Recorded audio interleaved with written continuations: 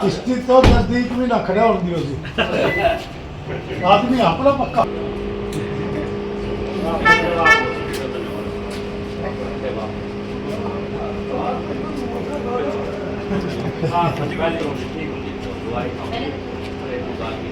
यात्रा को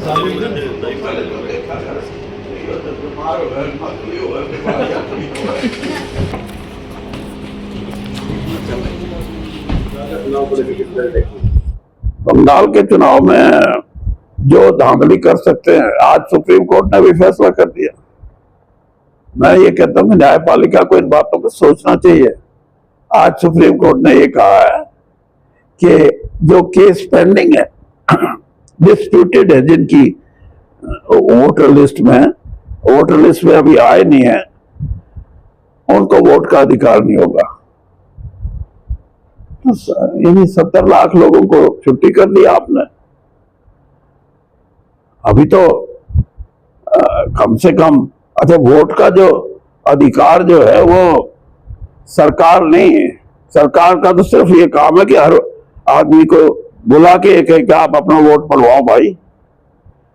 ये उल्टा कर रहे हैं कि आप अपना वोट बनवाना तो हमारे पास आओ, जबकि ये उल्टा है।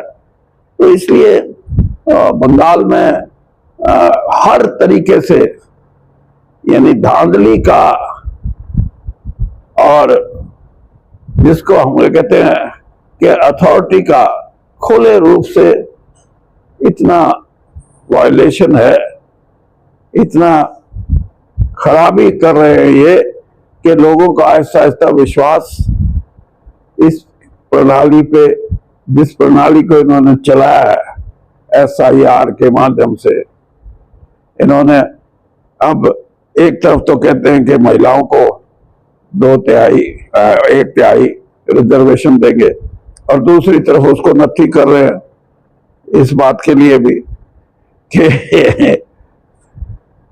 कि 50%, 50% की वृद्धि करेंगे सीटों की। ये बिल्कुल सारी गलत बातें हैं और देश इसको जान चुका। महिलाओं को आप 543 सीटें हैं पार्लियामेंट की, उसमें से 1 तिहाई दो ना पहले। यानी आपने कौन सा एहसान कर दिया? 50% सीट बढ़ा के कह दिया हमने 1 तिहाई दे दी। ये इनकी ये एक किस्म से चाल है, एक किस्म से इस दिशा में ये जा रहे हैं कि जहां एक ही आदमी, एक ही पार्टी, एक ही, जिसको हम डिक्टेटरशिप भी बोलते हैं, इस किस्म की प्रथा के प्रतीक बनते जा रहे हैं। और ये लड़ाई प्रजातंत्र बचाने के लिए होएगी, और देश का जो प्रबुद्ध नागरिक ही नहीं, साधारण लोग भी इस बात को जान चुके हैं और वो मैदान में आएंगे, इन चीजों की रक्षा करेंगे। 80 साल पहले आजादी मिली है, 2000 साल की गुलामी के बाद, आज हमारे को फिर उसी दिशा में लेके जा रहे हैं। जो बायोमेट्रिक है वो भी देशों में भी है, वहां बंद करा दो तो यहाँ बंद करा देंगे, किस तरह से उनके प्यार को? देखो, बात यह है कि हमारे यहाँ फूड सिक्योरिटी एक कानून है जो पार्लियामेंट ने पास किया हुआ है, और फूड सिक्योरिटी का मतलब यह है कि ये देश की सरकार की जिम्मेदारी है कि अनाज सभी को मुहैया हो। इस देश में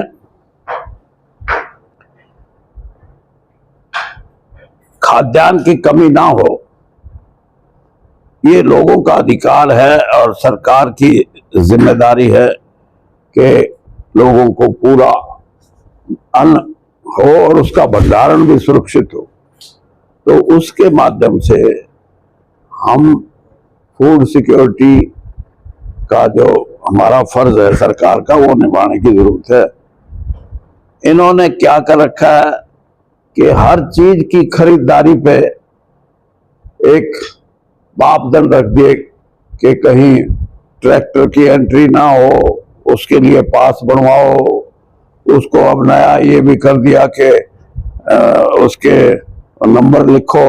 और जैसे मंत्री जी ने कहा कि आपने जैसे कहा कि मंत्री जी कह रहे कि अंगूठा लगाना आवश्यक है, मेरा अधिकार है मेरा सामान बेचने का, और सरकार को फूड सिक्योरिटी एक्ट के तहत उसकी खास तौर पे जो कणक है और चावल है, धान है, इन दो फसलों पे तो देश की खाद्यान्न निर्भर है। और इसके अलावा जो तेल की जो हमारी जैसे सरसों है और ये सोयाबीन की जो और कई चीजें ऐसी हैं जो जरूरी हैं, उनके लिए अगर इस तरह के प्रावधान किए जाएंगे तो पैदा करने वाले का एक अनिश्चितता का वातावरण बन जाता है कि मैं ज्यादा पैदा करूंगा, कोई लेगा नहीं लेगा, मंडी में मेरे को जाने का अधिकार होगा नहीं होगा।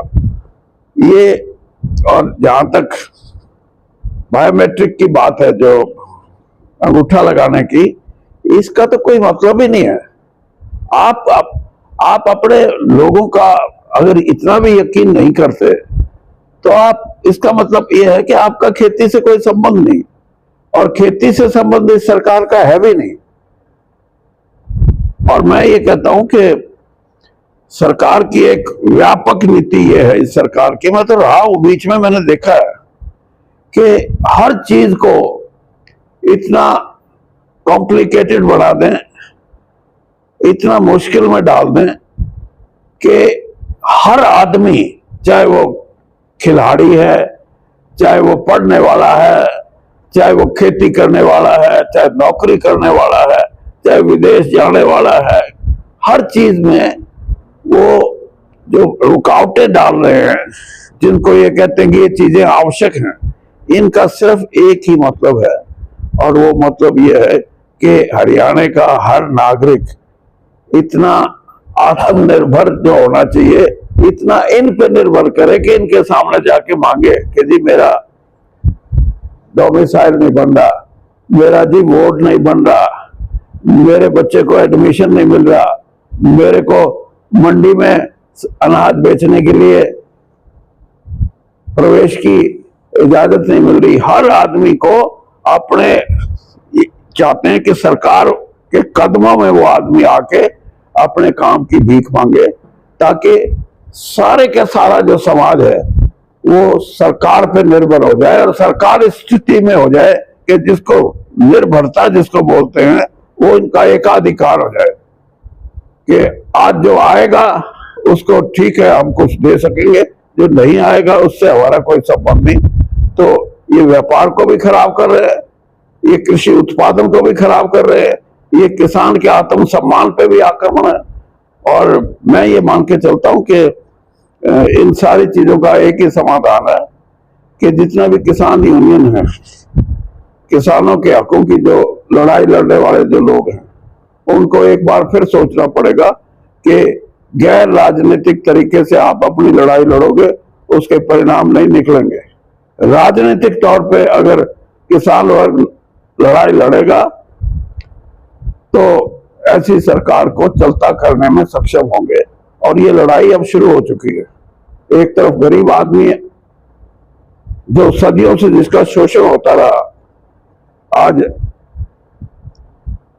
बाबा साहब अम्बेडकर के जन्मदिन पे मैं ये बोल सकता हूं कि गरीब आदमी को इस चीज की चिंता है कि उसके अधिकार जो कहीं ना कहीं किसी ना किसी रूप में वोट देने का अधिकार, उसको नौकरियों में रिजर्वेशन का अधिकार, शिक्षा पाने में उसको अधिकार, उसकी सहायता, ये सर, और ऊपर बढ़ने के लिए सरकारी मदद, ये सारी चीजें लुप्त हो रही है। इसलिए गरीब समाज तो जाग चुका है, और उन्होंने ये करके भी दिखा दिया पार्लियामेंट में कि 400 का नारा लगाने वाले बीजेपी के लोग 240 पे टिक गए आके।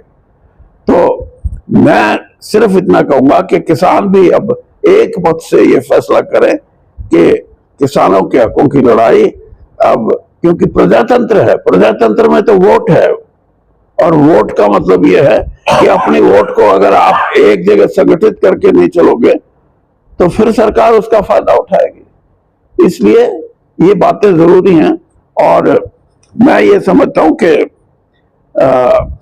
इन्होंने कुछ तो छूट दी है मेरे ख्याल में किसी चीज में, कि भाई आप कभी आ जाओ, पहले 24 घंटे कितने में? हाँ, 24 घंटे का। और ये जो अंगूठे की भी छूट देनी पड़ेगी। और छूट यही नहीं है, मैं ये कहता हूं क्यों मंडी में पास किस बात का है? आपकी क्या अथॉरिटी है मंडी में? आप तो खरीदार हो, आप खरीदोगे नहीं खरीदोगे वो तो अलग बात है, लेकिन ये कहो कि आप अभी मंडी में आओ ही ना। आपको जब हम नोटिस भेजेंगे, आपको जब सूचना भेजेंगे कि इस दिन आना है, तो किसान को और भी बहुत काम है। सिर्फ यही इंतजार में बैठा रहेगा कि मेरे को कब जाके अपना अन्न का बेचने का काम करना है।